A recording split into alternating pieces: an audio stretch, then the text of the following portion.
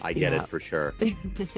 Well, it's great to meet you. And I want to begin our conversation with what we went through for the last 3.5 years, surviving a pandemic. How did you get through the pandemic and how did it subsequently change you? Well, the first step to getting through the pandemic for me was moving my family back to my childhood home. We moved in with my parents. My husband, my two sons, and I moved in there because I had two young kids in JK and grade one, and they were doing virtual schooling. And at the time, I was working in advertising, and my hours, some people's hours cut back during the pandemic. Mine increased dramatically. Yeah. So I was working really long hours, and it was really, really hard to juggle it all. Yeah. And I just found myself really struggling. And how I thought I could cope was I was like, oh, you know what? Once everyone's in bed at night and my work is done, I can, have some wine and eat a bag of chips and binge watch Netflix and do all that stuff. And then that really just, created a bad cycle of not feeling good and things like that. And finally, it was a few months into the pandemic. I was like, that's it. I've hit a low. I was ready to quit my job, which I couldn't have done financially. And it's like, okay, something's got to change. And it was in that moment that I realized, okay, you know what? No more of this. Yeah. I need to start doing healthy habits. I started waking up at 5 a.m. and looking after myself and finally learning to manage my stress and my well-being. And then a few months later, I went back to school and became a coach Yeah. and got my coaching certifications and started doing that on the side and realized that's really what I wanted to do with my life was start my own business. Yeah. And a little while after that, after my son told me I was angry all the time and wanted asked to give me a goal for me to be less angry, which really stung. Then I left the corporate world and started my own coaching and speaking business. So you're putting your money where your mouth is. You're doing exactly what you did for you for everybody else now. Correct. Yes. So let's get to the essence of what you do. So I'm going to put you in front of a bunch of third graders. It's career day. And one of the kids says, hey, what do you do for a living? How do you answer that child? I would tell them, you know what? I help people live happier lives. I help them find more joy and finding things they like to do, not feel that they have to do, and do more of that in their life, whether it's for work, whether it's helping them find a new job or helping them just be happier in their current job Yeah. or helping them, find a new hobby or something to do that just brings that joy and energy back into their lives. So what did you want to be in the third grade? What was your dream? So, third grade probably was a teacher. Yeah. Um, but it was interesting. In high school, I had two what I call secret silly dreams that I told myself weren't real careers. Yeah. One was to be an author, Yeah. and one was to be a speaker. So I wanted to be a motivational speaker, but at the time I was like, those aren't real jobs. Who can make a living off of that? Be Sure. practical. So those are my dreams in high school. So how did this happen? How did you get, I mean, being a coach and helping people, that's kind of a special niche that people have. How did these seeds develop? Where were you born and raised? And what were some of the seeds that were planted in you to get to this point? Sure. So I was born and raised in a really small town in Canada called Goderich. It's across from Michigan, actually, on Lake Huron. It's 8,000 people. And in my hometown, people had the traditional path: lawyer, doctor, nurse, teacher. And there weren't a lot of, there was, we had we have the biggest salt mine in the world, underground salt mine in the world. So lots of, jobs in mining and things like that. Uh, but we didn't have big businesses and we didn't have things like that. So I didn't really know what jobs were out there. Yeah. And in high school, I started taking the accounting courses and a little bit of business and thought, okay, well, you know what? I'm good at it. I'll go into business because that just makes sense. Yeah. And actually, I don't know for anyone listening, if you ever played the game of life, the board game, that for me was, okay, that's what I'll do. I'll go to university. I'll get, maybe I'll go to law school, I'll get a job and I'll make, at the time I thought like $50,000 was the like amazing salary and I'll get married and I'll have the kids. And so that was always my definition of success growing up. And then actually in high school, I had one of my teachers, my English teacher, only time a teacher ever called me at home. He called me at home after my exam And he said, Shannon, have you ever considered writing? And Yeah. I said, oh, I love writing, but no, that's a hobby. Like, no, I'm going to business school. I have to go to business school. I have to get that job and and work in a big tall building and get a fancy title. And it's interesting because no one told me to do that. That was Right. just, I put it all on myself.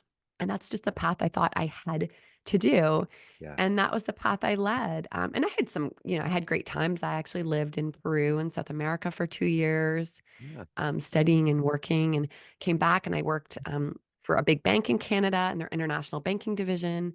Got to fly all over and I did some really, really cool stuff and fun stuff.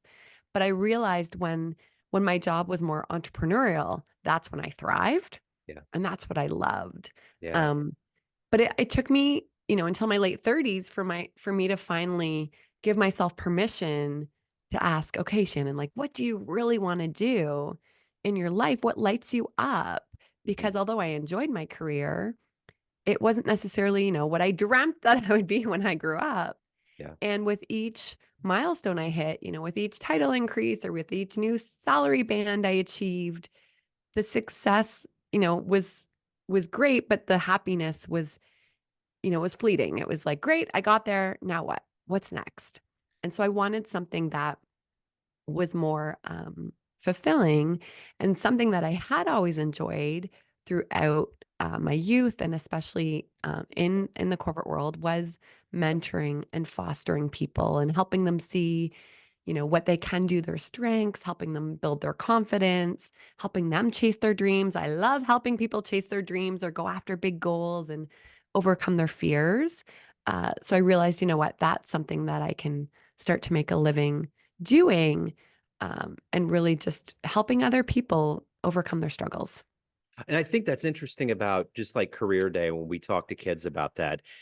They don't really have any idea. And like you said, it takes a long time to figure out what your actual strength is, where you're supposed to be. And sometimes it takes a whole career, so to speak, to figure that out to get to that point. So, but it's good to dream. I mean, you got to start somewhere and we all have to learn and all of that. So um on this journey for you, who's been a hero? Who's been an inspiration for you? So I have to say, Michelle Obama was probably the turning point for me. Yeah. My son, who is 5, this is 5 years ago, my son, who is 5, was hospitalized for 31 days for his appendix, which should have been something really simple, but turned into this 31-day visit at a children's hospital. And during that time, my friend was like, you have to read Michelle Obama's book, Becoming. And interesting. She told me to read it because I struggled with fertility and a bunch of other stuff. So she was like, oh, she talks about that in there. So that's why I started reading it. Mhm. But what ended up happening was Michelle shared how she was this corporate lawyer, really successful, making good money, but it didn't light her up. Yeah. And so she wanted to figure out what would light her up. And she shared her journey and she switched into healthcare.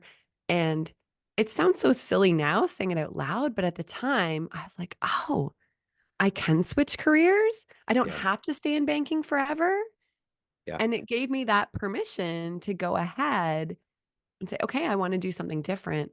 And she also shared how she didn't know what she wanted to do. She just started networking and talking to different people. And that was the first time in my career too. I reached out to old bosses, old colleagues, friends, and I admitted to them, which was really scary because I was, a lot of times we're afraid of losing our jobs. So I didn't want people to know I wasn't that happy because I thought, oh, well, it'll come back to me and I'll get fired. And that fear had just ruled me for so long.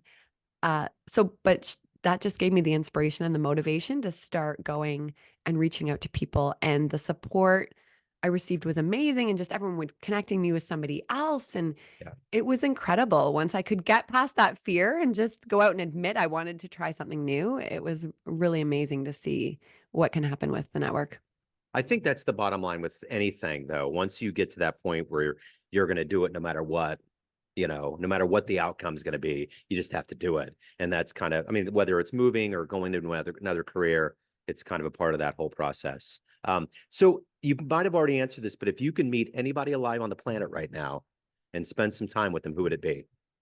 Oh, easy. Mel Robbins. Okay. Mel Okay. Robbins is also another, like, I'm like, I want to be her when I grow up. Yeah. She's another huge inspiration for me.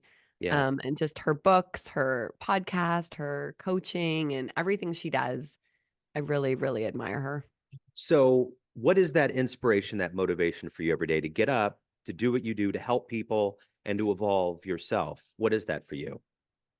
What is it for me? I think it's interesting. Lately I've been told how vulnerable I am when I share my stories. Like and I'm really vulnerable. I post a lot on social media and I'm share my struggles and I share my past struggles, current struggles, and people are like, "Oh, it's so great that you do that and I can relate." And I'm not ready to share my struggles openly yet.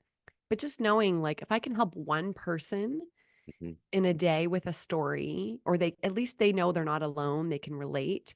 Yeah. That's my motivation. And I couldn't do it when I was in the corporate world. I couldn't share openly either because, I was afraid of backlash or getting in trouble and all these things. So for now, I'm like, no, if I can be that voice and just get people knowing they're not alone and talking more and sharing their struggles and knowing like we're all going through stuff, especially since the pandemic, Yeah. um, that it's the more we can share, the more we can help each other. So, what's been one of your favorite success stories as a coach so far? I think one of my favorite success stories is helping one of my clients was coming back from their second maternity leave, work in a male dominated industry, and she was really worried about not being good enough when she came back, not having all the knowledge and trying to balance work-life balance and all those things. And her confidence had taken a hit. And working with her and just being able to build up her confidence, um, and set those boundaries Yeah. and care less what others think and the judgment and still, because she wants to be a great mom, but she also wants to be great in her career. And we were able to set her up for success when she went back. And, she was able to drop some of the guilt. I think that's a big one for many of my clients is we have this guilt of, oh, if I leave work a little early one day, that looks bad, or I might get in trouble, or I'll look like I'm not working as hard. Or we have the guilt if we're parents or have pets at home or whatever it is, like, oh, but if I'm not there, then, they're going to be wondering where I am and they have the guilt there. So with her, we helped build her confidence. We helped drop the guilt. She has great work life balance. And she was actually picked in her organization. She was picked to lead a women's like leadership group and go to the United States. She went to a conference in the United States, led a panel, and she's doing really, really wonderful things Yeah. with her career now. Wonderful. So, of all of the things that you've done in your life so far professionally, what are you the proudest of? So I just wrote a book, and that was a dream I had since grade 5. Yeah. And that's my proudest moment. Is it was the book I'd envisioned. It was a book I wished I had had Yeah. starting out in my career. And it's a book of stories of a lot of my stories, but a lot of stories of other people as well that I interviewed for the book or my clients. And it's inspiring to me. And I think we all learn through stories of learning how certain people, what they struggled with, how they overcame it. So I wanted a book that was more about everyday people trying to just balance life in general and balance it all and manage their stress and figure out what they want to do and be a good person or be a good leader or be a good parent. So I wrote the book that I wished I had had earlier in my career to help me manage life better. Yeah. What was the first book that you read that really inspired you, or maybe you come back to, or really wanted you to read or write? Ooh, there's so many. I'm looking at my bookshelf right now. Huh. Um, there's so many books that have inspired me. I would say interesting. I probably would have had a different answer a couple of days ago, but Yeah. I'm looking at, there's a Chicken Soup of the Soul books. Yeah.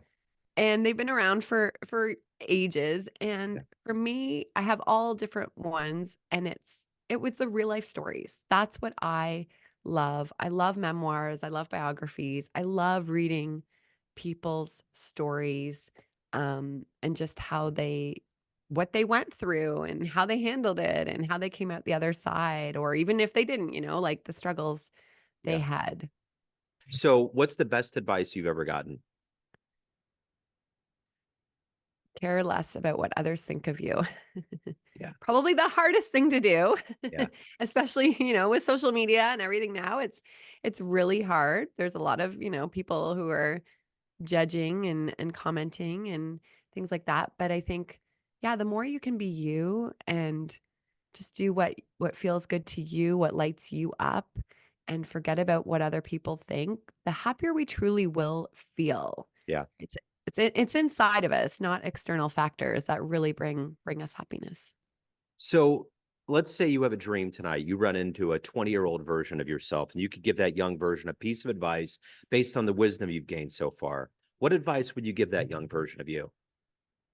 Oh, so many things, but I would say it's something we take, and it's January. I know lots of people made New Year's resolutions. But I never learned how to manage my stress.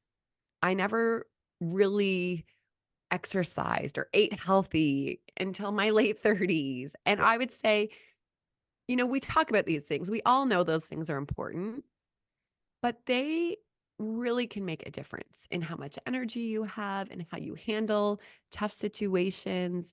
And for me, I was never good at managing my stress. Yeah. And it took my 5-year-old setting a goal for me a few years ago in January, actually, setting a goal for me, asking me to be less angry, for me to finally ever do something with my stress.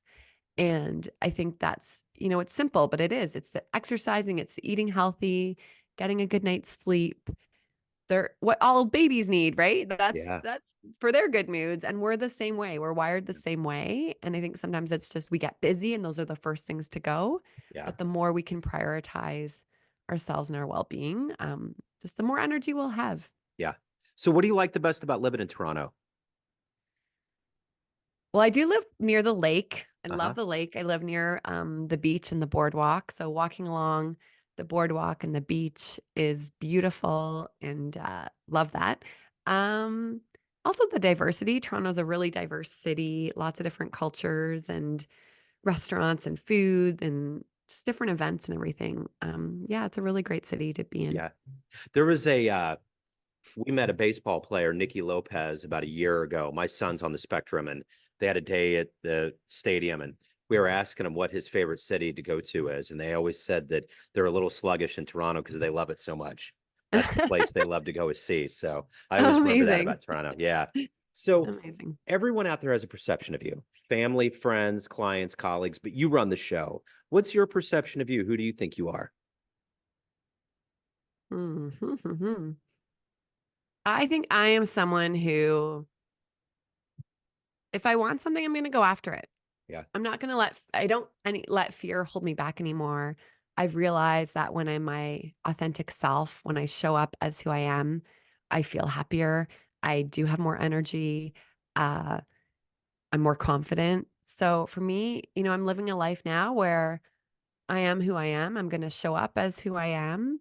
And I'm going to go after those dreams and not let fear hold me back and help others do the same. So if anybody out there wants to hire you, learn more about you, reach out, what's the best way to do that? They can go to www.shannontalbot.com. It's the best way. I do free workshops. I have a quiz on there to find out if you're happy in your career. I have one-on-one coaching, group coaching. I also do speaking engagements for organizations. So you can go there. You can also order my book from there. Everything's on my website. Okay, excellent. This has been great. Shannon, thank you so much for your story. Thank you for your time and have a wonderful 2024. Thank you. Thanks Thank so you. much for having me. Take care.